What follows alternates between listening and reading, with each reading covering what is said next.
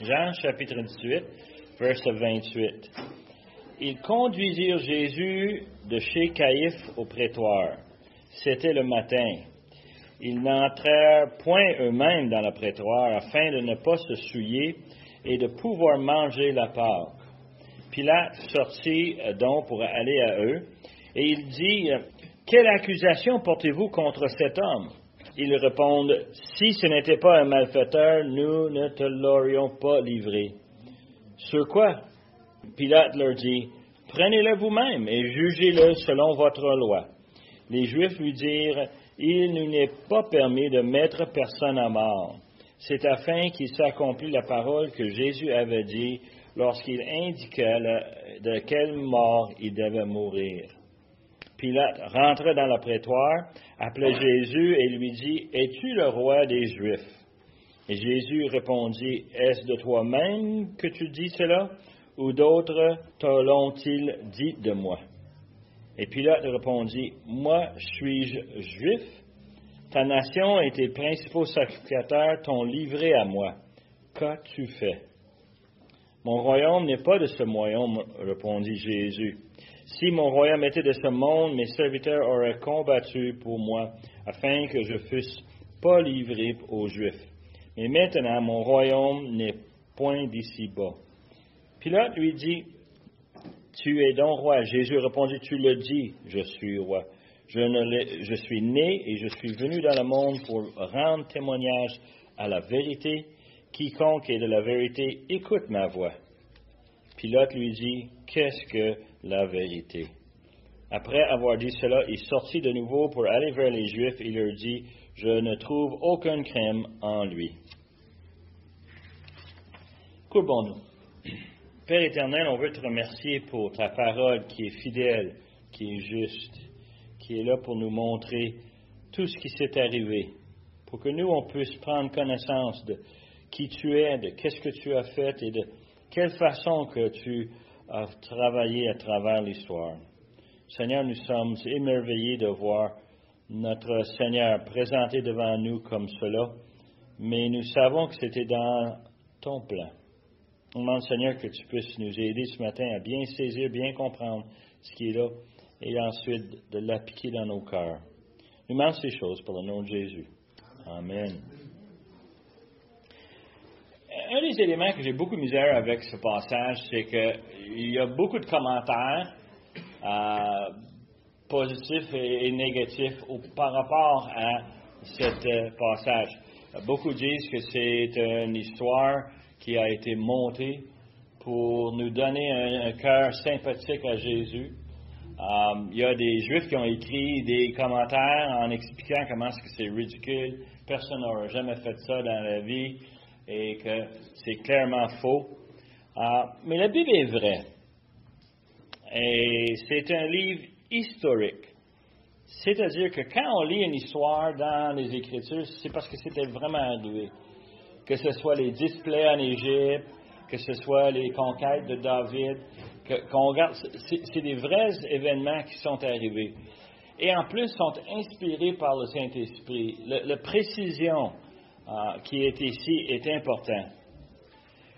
C'est un narratif, et souvent on prend les Écritures en disant on devrait être capable de les appliquer à notre vie carrément comme telles. Puis c'est pas toujours le cas. Souvent, les Écritures sont écrites pour qu'on puisse comprendre, puis ensuite, nous, on est capable de raisonner avec ce que Dieu nous donne et pour dire, voici ce que ça devrait me faire croire, ce que ça devrait me faire agir. Et on peut prendre cette parole comme étant vraiment une histoire, non seulement pour enseigner comment vivre, mais nous expliquer comment les choses sont arrivées. C'est écrit par des hommes qui ont vécu des vraies vies. C'est écrit par Jean, et on a déjà parlé que Jean écrit cet évangile 30 ans après les autres, probablement 50 à 60 ans après les faits. Et pourtant, Jean a une perspective qui est un peu différente que les autres. On perçoit, justement, dans ce qu'on a vu la semaine passée, que Jean était physiquement présent. On voit le contexte et la manière que c'est décrit, que Jean était probablement là sur place, vraiment un témoin oculaire. Et lorsqu'on a ici, on a un temps précis, un temps qui a ses propres comportements.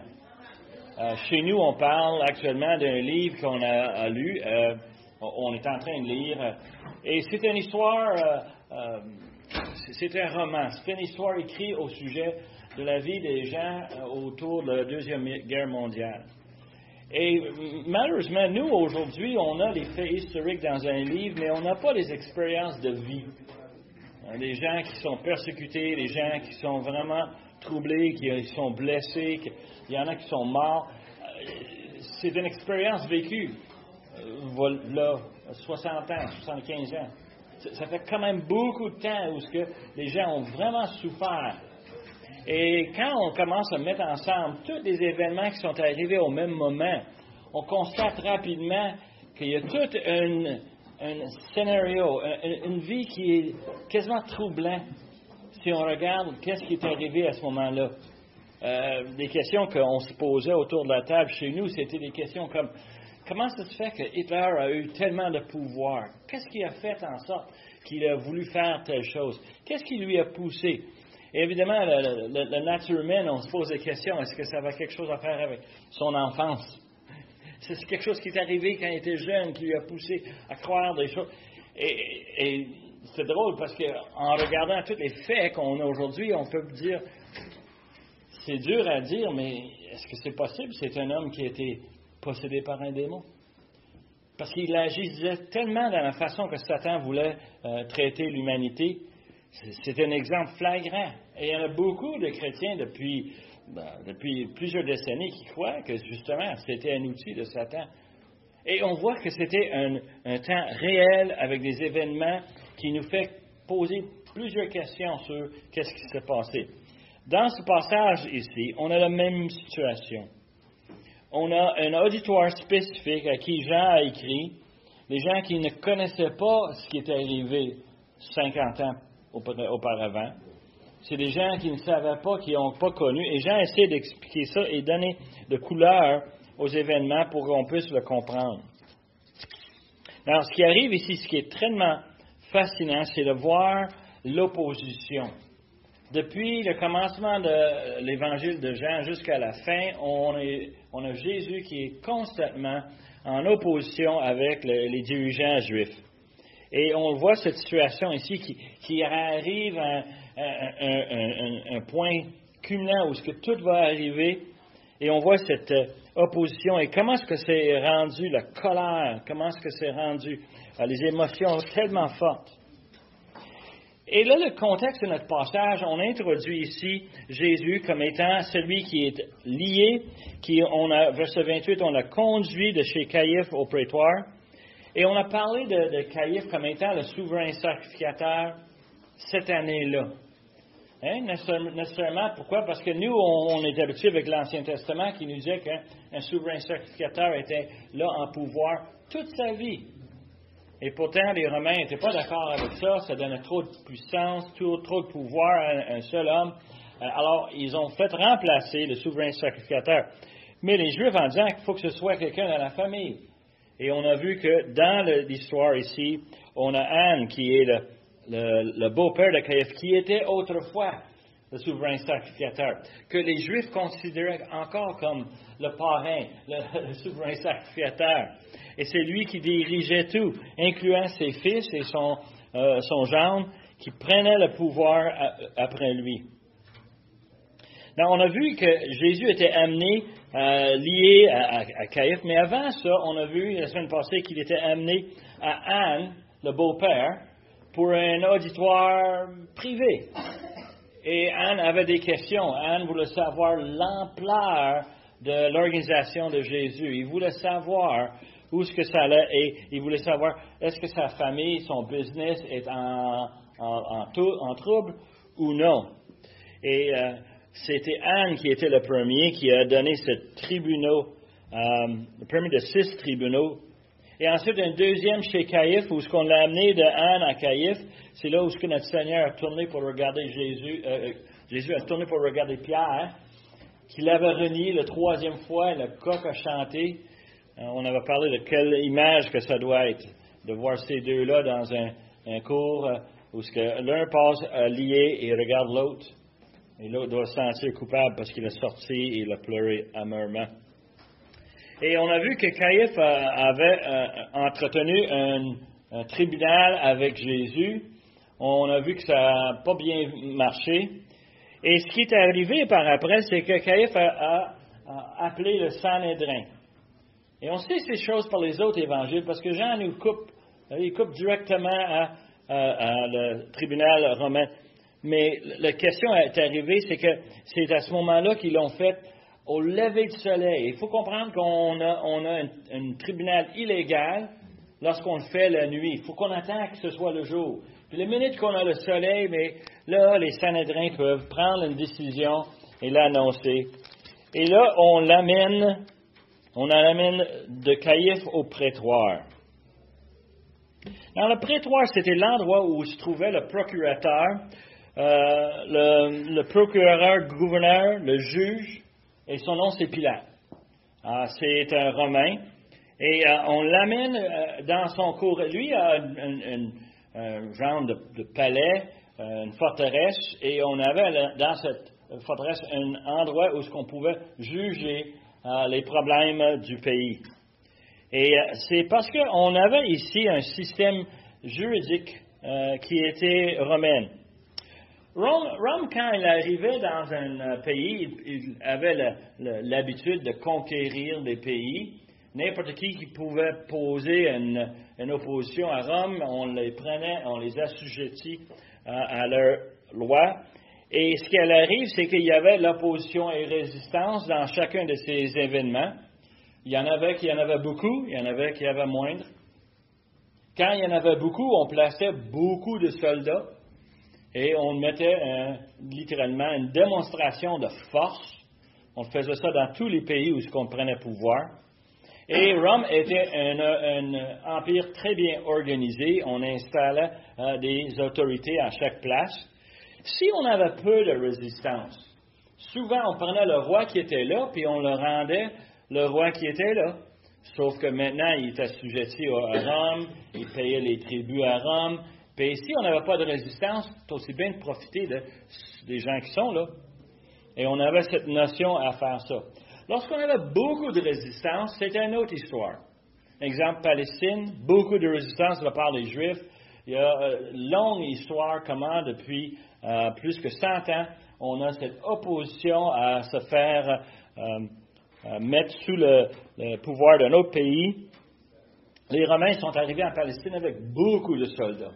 Beaucoup. Et quand ils ont conquéri le pays, ils ont gardé ces soldats-là, en sachant très bien qu'il va y avoir de résistance. Et il y en a eu. Et ce qui arrive à la longue, c'est qu'ils ont décidé de mettre en charge en Palestine un roi, mais un petit roi qui va faire n'importe quoi que Rome désire. Et dans l'an 39, l'an 39 avant la naissance de notre Seigneur, ils ont mis un homme qui s'appelle Hérode. Et Hérode a pris pouvoir sur toute la Palestine. C'était un homme qui était un très bon politicien. Il savait qu'il avait besoin de plaire à Rome. Il s'assurait qu'on prenait les taxes, qu'on payait, et qu'on s'assurait que Rome était content. Mais pour se faire cela, il fallait qu'il satisfait aussi les Juifs. Et il voulait donner beaucoup de liberté aux Juifs à gérer leurs petites affaires. Et il a donné beaucoup d'argent pour prendre le temps de rebâtir, de reconstruire le temple. Et déjà, pendant toute sa vie, les Juifs ont travaillé pour reconstruire le temple. Hérode a payé pour les matériaux. Hérode a payé pour la formation des ouvriers parmi les Juifs. En disant, je comprends, tu ne veux pas avoir des païens qui travaillent sur ton temple. Amène-moi les hommes, on va les envoyer, on va leur montrer comment tailler la pierre, comment faire tout le travail. Et les Juifs, évidemment, ils aimaient beaucoup ça. L'habilité de continuer leur système sous l'Empire romain. Les Juifs, ceux qui dirigeaient, étaient très contents parce qu'ils gardaient leur pouvoir, ils gardaient leur autorité, les sacrificateurs, les politiciens, ils aimaient beaucoup ça.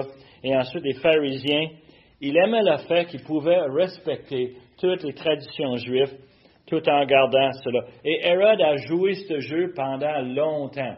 Il a réussi à garder la paix en Israël, mais en même temps garder la paix avec Rome. Et ça marchait très, très bien. Pas que de compromis à travers l'histoire. Mais il arrive un temps où Hérode il réalise qu'il va mourir. Et quoi faire? Qu'est-ce qu'il va faire? Il lui a un problème. Il a Rome qui est content. Les gens d'Israël sont contents. Le Sanhédrin ont leur propre système de loi. Ils ont 70 hommes plus un qui gèrent le pays. Et tout va bien. Mais il va mourir. Et Hérode, son désir était d'installer ses 3 fils à sa place. Alors, il a pris toute la Palestine, il l'a divisé en 3 sections. Il a proposé ça à Rome, et Rome a dit, c'est correct, tu as un plan qui semble fonctionner. Il a mis son fils Antipas en charge de Galilée. On appelait ça un tétrarque. On a mis ça au nord, c'était Antipas. Et de l'Iturie, qui est le parti complètement à l'est, de l'est du Jourdain, il a mis son autre fils en charge de ça, Philippe. Et puis le 3e, Archelaus, il a donné le pouvoir sur la Samarie, le Judée et l'Idumée. Et il faut comprendre que dans le temps de l'écriture des évangiles, c'était de l'histoire, c'était connu toutes ces choses-là.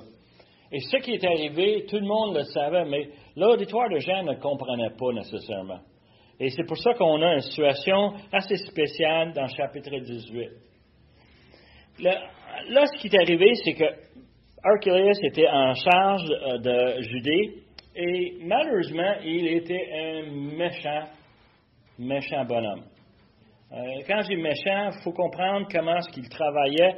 Il travaillait d'une façon sournoise, mais aussi très violent.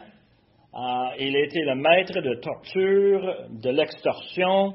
Il a vraiment malmené les Juifs. Et les Juifs étaient habitués de Hérode, qui leur donnait presque toute la liberté qu'il avait besoin. Archelaus, non, lui, il tombait sur eux constamment. Et il était tellement méchant envers le peuple juif que les Juifs ont envoyé des ambassadeurs à Rome pour argumenter qu'il n'est pas digne d'un tel poste. Et ils l'ont convaincu, les Romains, de le remplacer par un simple gouverneur. Et là, dans l'an 6, ils ont mis un homme qui s'appelle Coponus. Et Coponus était littéralement le premier des gouverneurs en Israël. Il y en a eu, jusqu'à Pilate, il y en avait 5. Et Pilate est arrivé, lui, à l'an 26.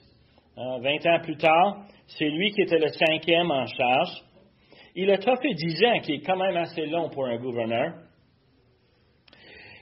Il a malheureusement fait plusieurs faux pas auprès des Juifs, auprès des Samaritains. Et il y a plusieurs exemples qui sont documentés que Pilate était un peu maladroit. Et quand je dis maladroit, c'est qu'il faisait des choses qui lui mettaient dans la soupe chaude, et les Juifs le comprenaient très bien, et ils ont profité de ces situations-là. L'exemple, c'est que les Samaritains avaient quelqu'un a prononcé que sur le mont Gérizim, Moïse avait enterré des trésors qu'ils avaient amenés d'Égypte. Et alors, les Samaritains ont décidé, chacun dans sa maison, de s'équiper avec des armes, avec des outils. Ils montaient sur le mont Gérizim pour chercher ce trésor. Pilate, quand il a entendu ça, il dit non, c'est une rébellion. On envoie les soldats. Ils ont tué des centaines de Samaritains. Beaucoup pensent, parmi les commentaires, c'est que par résultat, quand il y en avait des gens de Galilée qui venaient du nord, Samarie, c'est dans le nord, Galilée, c'est dans le nord. Pilate ne savait pas la différence. Lui, il disait, c'est des gens des nord. Ils sont allés dans le temple pour offrir leur sacrifice. Lui a envoyé ses soldats et il les a égorgés. Luc, chapitre 12. Et on se pose la question, est-ce que c'est pas un peu présumé de la part de Pilate de faire une telle chose? Probablement. Mais évidemment, ça ne lui a pas gagné des points avec la population. Une autre chose qu'il a faite, très tôt dans sa période de pouvoir, il est arrivé à Jérusalem avec des soldats, et les soldats avaient des drapeaux. Et sur le haut du drapeau, sur le poteau, ils avaient une image de l'empereur. Et les Juifs ont été insultés. Ils rentrent dans la ville sainte avec des idoles. Et ils ont fait toute une scène. Et en fin de compte, Pilate était tanné de leur opposition. Il est retourné à son forteresse, ce palais qu'il avait à Césarée. Puis devine quoi? Les Juifs ont suivi. Ils ont continué leur protestation et ils ont continué jusqu'à chez lui. Et il trouvait ça fatigant. Alors il les a ramassés tous, ils les ont mis tous dans l'arène. Ils ont amené les soldats avec des épées. Et il dit, si vous n'arrêtez pas, on va vous tuer. Duquel les Juifs ont tourné de bord, ils ont regardé Pilate, puis ils ont ouvert le collet, puis ils ont dit, tiens, amène ton épée. Hein? Tu vas être gouverneur ici pas longtemps. Et il est obligé de quoi? De se humilier, de reculer. Ça a bien mal viré. Alors, on a un gouverneur qui essaie, lui, de maintenir la paix, mais en réalité, c'est les Juifs qui le traînent par le nez. Et tu peux voir pour lui, là, c'est pas une situation agréable. C'est pas une job de fun. Une fois, quelqu'un m'avait posé la question, pourquoi tu restes à ta job? J'avais un poste à ce moment-là. On avait beaucoup de travail. C'était pas facile. J'avais plein d'autres options. Et on m'a demandé, pourquoi est-ce que tu restes là? Puis j'ai pensé, j'ai dit, vous savez, la seule raison pour laquelle je suis encore ici, j'aime le travail. C'est fun ce qu'on fait. Et l'autre m'avait dit, t'as raison, on fait quelque chose ici qu'on ne pourra pas faire ailleurs.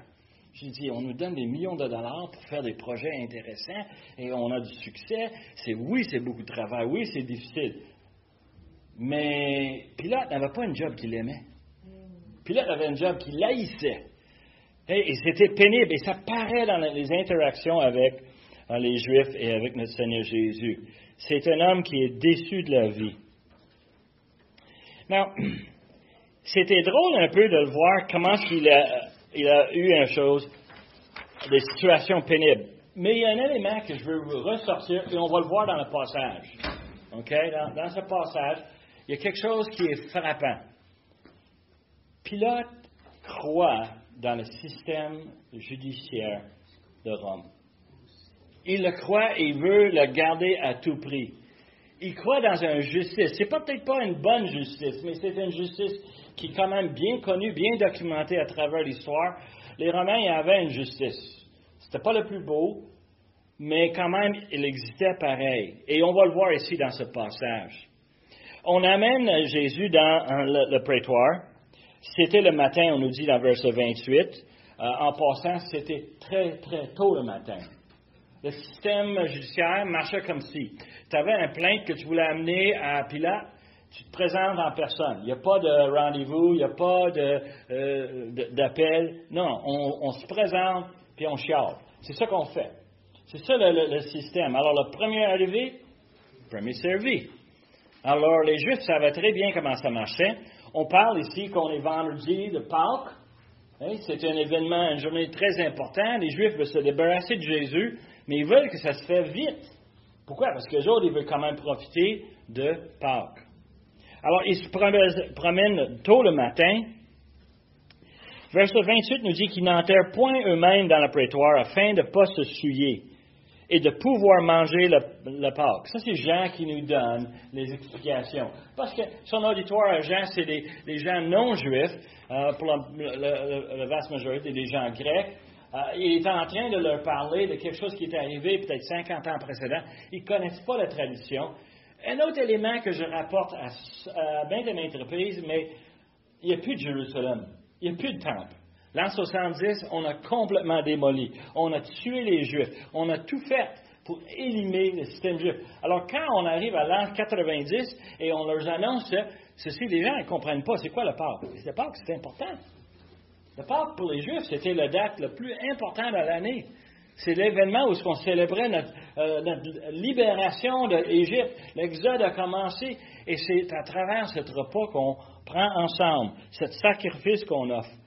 Et les Juifs, eux autres, ils ne voulaient absolument pas manquer ça. Et ils avaient peur de se souiller. Rentrer dans un endroit qui appartient à un païen, c'était littéralement interdit dans les lois juives. En passant, ce n'est pas interdit dans les Écritures. C'est les Juifs qui ont monté des lois, au-dessus de 600 lois, qu'eux autres ont défini la façon qu'on va suivre la parole de Dieu. Et évidemment, ils ont ajouté beaucoup de choses. Ce qu'ils nous disent, c'est que les Juifs croyaient que les païens avaient des pratiques qui étaient illégales par rapport à la nature, les lois de Dieu. Exemple, on mangeait du porc. Mais les Juifs, ils ne mangeaient pas de porc. Ils ne pouvaient pas aller manger un repas avec un païen. Ça se peut qu'on va avoir un petit morceau de porc dans le repas. On va nous faire un beau petit pâte feuilleté, puis qu'est-ce qu'on va mettre dedans?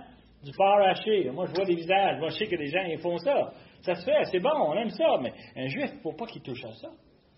Et le problème, c'est que si on mange ou on fait quelque chose, on touche un cadavre. Et ça, c'est un des éléments. On disait que les païens avaient souvent des cadavres chez eux. Imaginez-vous une sorte de préjugés qu'on mettait contre les païens. Hein? Et c'est ça qu'on disait. C'est que si on se souille, si on salisse avec une telle incidence, on ne peut pas rentrer dans le temple. On ne peut pas rentrer dans les synagogues pour 7 jours. Il y a un processus de purification qui prend une période de 7 jours. Et pendant ces 7 jours, on n'a pas le droit d'avoir contact avec les gens. Un peu à la COVID, mais on parle ici d'un système religieux. Alors, ici, on a les 70 qui ont décidé que Jésus doit mourir. On l'amène Jésus lié à Pilate. Et on ne veut pas rentrer dans le tribunal parce que si on fait ça, on ne sera pas capable de prendre... Alors, il faut comprendre, tôt le matin, les gens se lèvent, comme chez vous, et on commence la journée. Ça se peut qu'on s'en va au puits chercher de l'eau. On se pose la question, qu'est-ce qu'ils font ces 70-là qui s'en vont dans la cour de Pilate? Et tu peux voir tout à coup, c'est plus 70 qui s'en va, mais plusieurs. Il y a une foule, et la foule commence à se ramasser.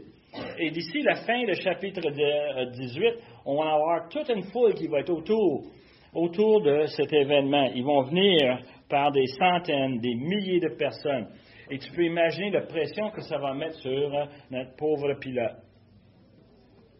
Alors, il l'amène, verset 29, ils disent, Pilate a sorti pour les entendre. Et là, ils disent, quelle accusation portez-vous contre cet homme? Ils leur répondirent, si ce n'était pas un malfaiteur, nous ne te l'aurions pas livré. Dans le premier point dans le système judiciaire romain, c'est qu'il s'apprend une accusation. On ne peut pas juger quelqu'un sans avoir une claire accusation. Il faut qu'il ait fait un crime, puis le crime, il faut que ce soit défini. C'est quoi qu'il a fait? Qu'est-ce qu'il a fait? Pourquoi vous l'amenez cet homme ici? Et évidemment, les Juifs tournent sur Pilate et il dit quoi? Tu nous as donné la liberté de juger nos affaires. Nous, on a déjà jugé. Tu n'as pas besoin de t'inquiéter de l'accusation. Ça ne t'importera pas. Ce n'est pas important pour toi. On t'amène, c'est à toi à passer à l'exécution. C'est bien simple ce qu'il est en train de dire. Hein? Et Pilate est en train de dire quoi? Moi, je suis gouverneur, puis tu veux que quoi? Je fais ton travail? Et tu peux voir sa réponse, hein? C'est quoi le crime? Tu ne me dis pas. Tu dis qu'il a fait quelque chose de mal. Hein? Et la réponse de Pilate est très logique. Tu veux faire la justice juif? Fais-les donc. Tu as des lois, tu as des règles. Suis des lois, suis des règles. Hein? Pourquoi tu m'amènes? Je n'ai pas d'affaires là-dedans. Tu m'impliques et je n'ai pas nécessairement besoin de m'en faire. Et c'est fascinant un peu, parce que c'est très logique. Il sait très bien que le Sanhédrin est bien organisé. Depuis des années, il gère le pays. Pourquoi est-ce qu'il a besoin de lui? Les Juifs lui dirent, il nous n'est pas permis de mettre personne à mort.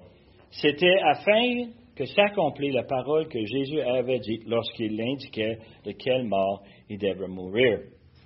Now, l'argument des Juifs, c'est très simple. C'est qu'on a le droit de tout faire, mais tu sais très bien, Pilate, que nous, on n'a pas le droit d'appliquer la peine capitale. Ça, c'est réservé à Rome. Nous autres, ici, le Sanhédrin, on peut faire tout ce qu'il y a à faire pour gérer, on peut juger les criminels, on peut les mettre en prison, on peut faire un paquet d'affaires. On peut même battre quelqu'un, mais on n'a pas le droit de le tuer. Ce qui est très drôle, parce que littéralement, on parle de probablement 3 ans plus tard, 2 ans plus tard, ils n'avaient pas de gêne de prendre Étienne, Actes chapitre 7, de l'amener dehors de la ville et de le lapider. Ils ne l'ont pas amené devant Pilate, celui-là. Hein? Alors, il y a une certaine hypocrisie qui règne chez les Juifs. Now, il faut comprendre ici, il y a plusieurs éléments qui jouent là-dedans. La question qu'on peut se poser, c'est pourquoi est-ce qu'on a ce débat? Comment ça se fait qu'on se trouve à avoir ce débat-là? Moi, je vais te dire, premièrement, je crois que c'est la colère des Juifs. Les Juifs voient rouge. Ils sont vraiment tannés de ce Jésus qui nettoie le temple, qui enseigne les foules. Tout le monde veut le voir. Oui, il va faire des guérisons. C'est vraiment cool comment est-ce qu'il agit. Il est vraiment spécial. Mais il gêne l'opération de l'Empire, de le souverain sacrificateur, le système qu'il a. Ils ont peur que les Romains vont prendre le dessous, que ça va faire une rébellion. Ils ont toutes les justifications. Ils sont fâchés. Et pourtant, cette colère est en opposition contre la justice romaine. Mais Jean veut répondre à cette question. Il ne veut pas qu'on soit dans la noirceur. Alors, la réponse de Jean, c'est tellement simple. Il dit quoi? C'était afin qu'il s'accomplisse la parole que Jésus avait dit, lorsqu'il indiquait de quelle mort il devait mourir. Jésus avait fait une prophétie. Et Dieu veut que les prophéties soient accomplies.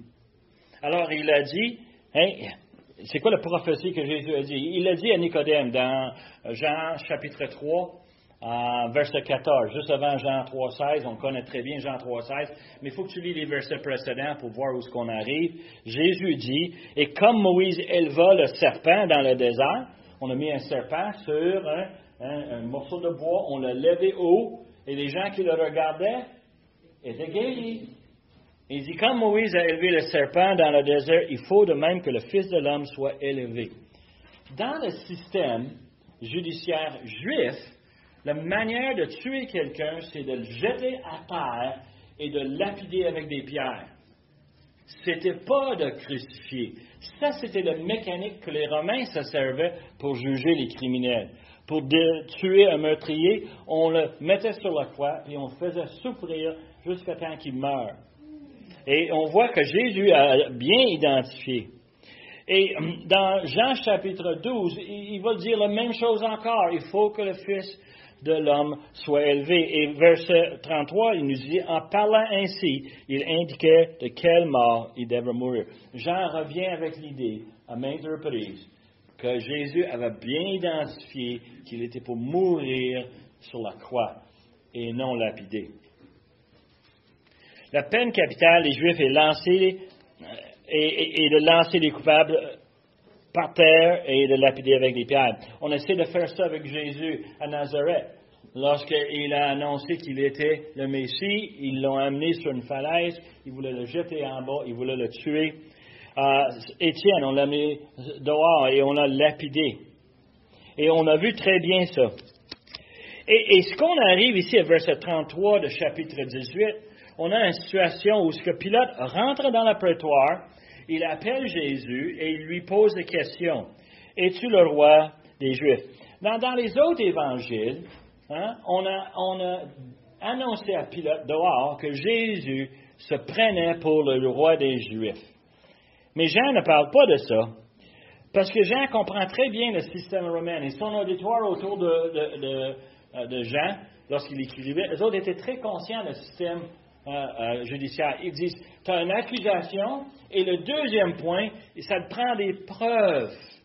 Ça te prend des témoins qui ont dit, oui, on a vu les personnes agir de telle façon, de faire telle chose. On a des témoins. On a besoin de preuves. Mais il n'y a pas de témoins. Les Juifs ont déjà eu leur tribunal, ils ont déjà décidé. Leurs témoins sont tous bidons anyway. C'est quand Jésus se dit que lui, il est le Fils de Dieu, eux autres, ils savent que c'est blasphème Et blasphème, dans l'Ancien Testament, on le punissait par lapidation, peine capitale. Et on peut voir cette situation, mais Pilate n'a pas ces faits-là. Es-tu le roi des Juifs? Et Jésus répondit, est-ce de toi-même que tu dis cela? Ou d'autres te l'ont-ils dit de moi? On a besoin de témoins. Et Jésus a dit, c'est-tu toi-même que tu penses ça? Ou as-tu eu les témoins? As-tu les preuves que je me suis identifié comme roi des Juifs? Et Pilate, il répond, il est sarcastique, il dit, moi, suis-je juif? Il dit, ta nation et tes principaux sacrificateurs t'ont livré à moi. Qu'as-tu fait? Donne-moi les faits. Dis-moi ce qui est arrivé. Et Jésus est présenté par une simple demande. Donne-moi les faits. Dis-moi, qu'est-ce que tu as fait qui les a fait choquer tellement? Qu'est-ce que tu as pu faire? Et il interroge Jésus. La chose qui est intéressante, c'est que ça représente le troisième élément dans le système judiciaire romain. C'est que, oui, on a une accusation, oui, on a des témoins pour supporter l'accusation, mais on a aussi une défense. Et là, c'est le temps de Jésus de se défendre. Et le point qu'il donne ici, il cherche une défense. Un autre exemple de ceci en passant, c'est dans 2 Timothée 4, verset 16. L'apôtre Paul écrit de prison à son ami Timothée et il annonce que le fait il dit que dans ma première défense, personne ne m'a assisté, mais tous m'ont abandonné. Il est en train de démontrer qu'il avait une opportunité de se défendre, mais il n'y avait aucun témoin pour se défendre, l'apôtre Paul.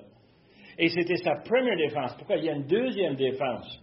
Parce qu'il y a une deuxième partie dans un tribunal. On a ces 3 éléments lors de la première tribunal, mais le deuxième tribunal se faisait où est-ce qu'on donnait quoi? On donnait le jugement. Et même au jugement, on a droit de quoi?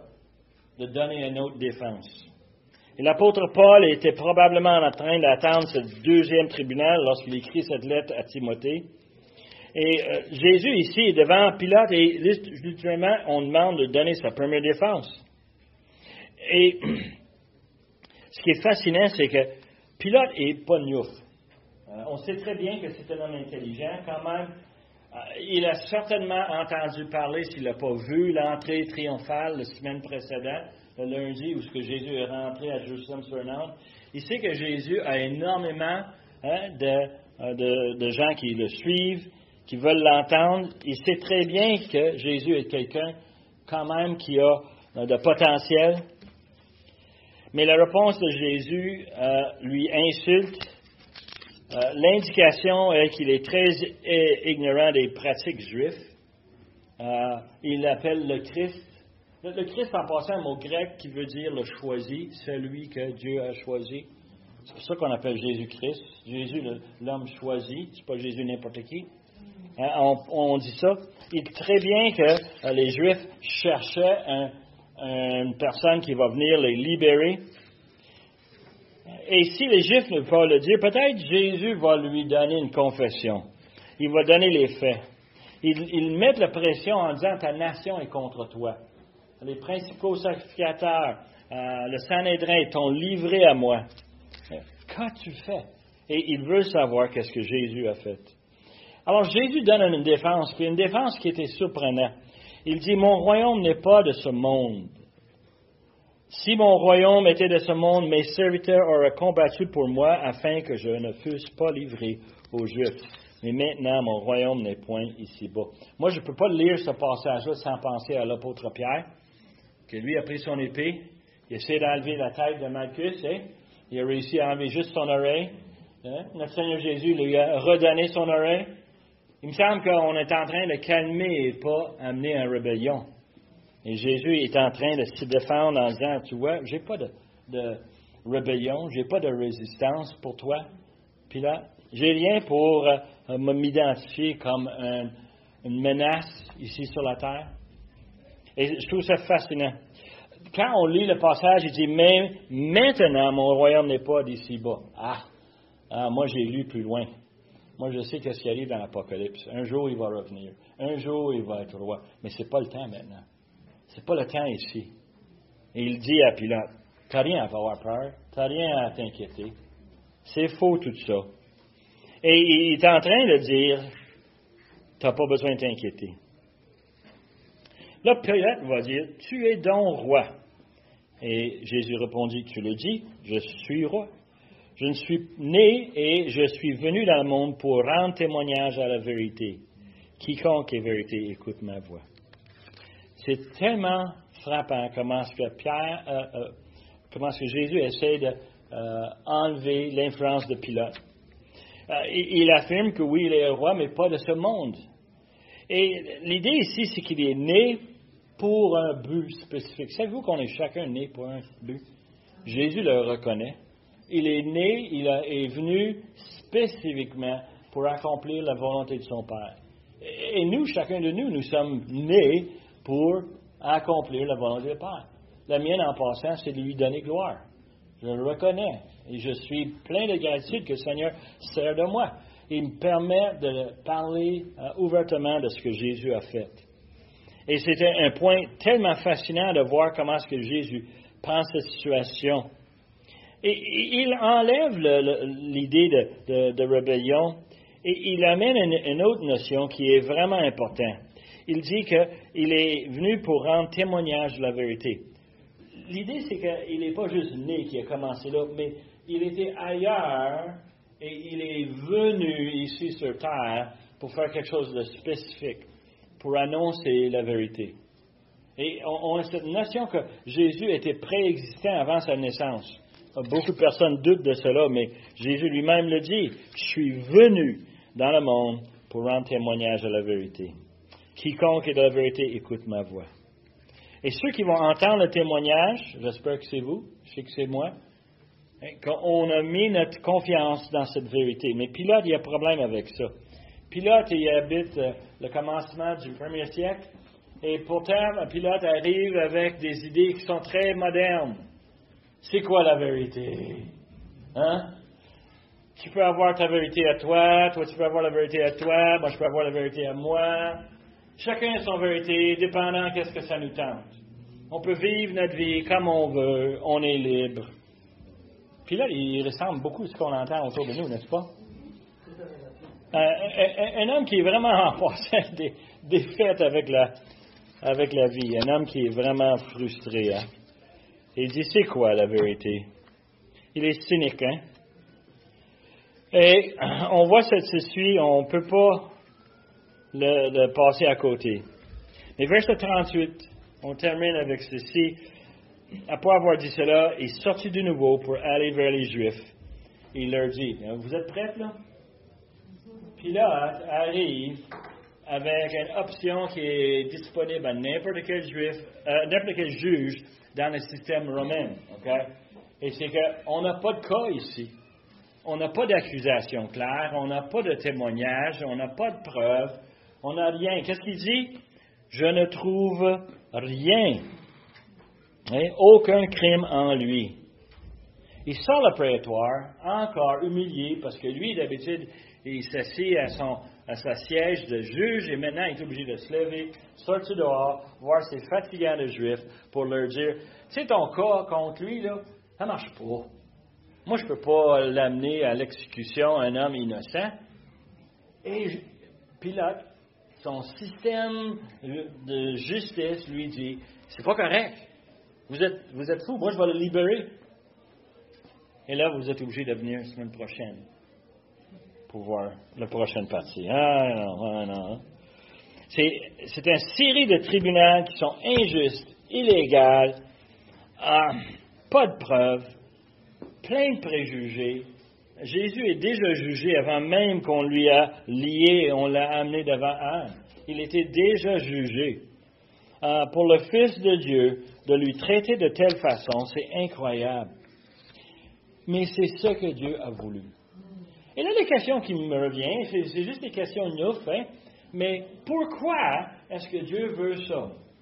Une des choses que j'ai lues, que j'ai trouvé fascinant, qui me mettait vraiment un peu à réfléchir là-dessus, ça se peut-tu que Dieu voulait qu'on voit comment le cœur pécheur est ridicule, imbécile, niaiseux. J'ai d'autres mots. J'ai un ami de mes fils, ses enfants avaient fait une stupidité, puis il a avoué pleinement, il a dit, c'est incroyable comment les enfants sont stupides. Puis moi, ce que j'ai compris de ça, c'est, est-ce que c'est donc vrai, comment est-ce que les pécheurs sont stupides? Hein? Les enfants ont essayé de faire quelque chose et ça finit avec un bras cassé. On dit, hey, ils n'ont pas pensé aux conséquences de leur niaiserie. Hein? Mais c'est ça qui arrive, hein? Le pécheur, et on le voit ici flagrant ici avec les Juifs, qui ont déjà décidé, on n'en veut pas de ce Jésus-là. Et ils auraient pu facilement l'ignorer, mais non, ils veulent quoi? L'enlever sa vie. Ils veulent l'amener pour le faire passer devant un tribunal. Pour Pilate, c'est logique pour lui. Il n'y a pas un homme digne d'une peine capitale. Ça n'a pas de bon sens. Et pourtant, lui, il va se faire embarquer par toutes sortes de choses. On le voit déjà dans ce passage. Mais grâce soit rendue à Dieu pour son plan parfait, malgré tout le péché dans le monde, malgré tous les cœurs tordus, qu'il a un plan parfait. Un plan de salut qui, en fin de compte, n'est pas compréhensible pour ceux qui ne l'écoutent pas.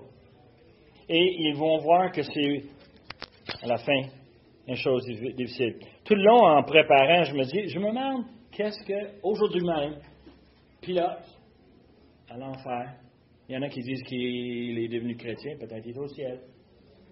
Mais qu'est-ce qu'il pense de ce tribunal, Pilate, qui était là, qui était physiquement là? Qu'est-ce que les Juifs pensent d'avoir accusé notre Seigneur Jésus? De l'avoir. Qu'est-ce qu'ils vivent actuellement à cause de leur stupidité? Ils sont perdus. Dans la perdition, ils crient comme le mauvais riche. Ils crient. Et c'est souffle, ils crient. Incroyable, hein, lorsqu'on regarde cette histoire. Mais Dieu a un plan. Il va se faire glorifier d'une façon ou d'une autre. Il n'y a pas d'entre-deux. Prions.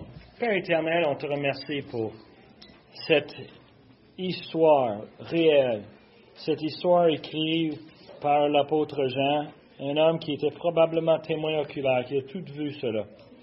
Un homme qui a tout entendu les mensonges qui se sont dits, qui a entendu toutes les stupidités des cœurs péchés. Les cœurs des pécheurs qui, Seigneur, qui nous ont amenés à un jugement qui n'est pas vrai, un mensonge injuste, cruel. Et pourtant, c'était ton plan. Ton plan qui nous montre comment est-ce que tu nous as aimés, comment tu étais prêt à souffrir, envoyer ton Fils, payer nos péchés. Quel privilège qu'on a, Seigneur, de lire ce passage, de méditer dessus. On demande, Seigneur, que tu nous donnes de l'énergie à porter ce témoignage à d'autres cette semaine. Et on demande ces choses par le nom de Jésus, notre Sauveur et notre Maître. Amen.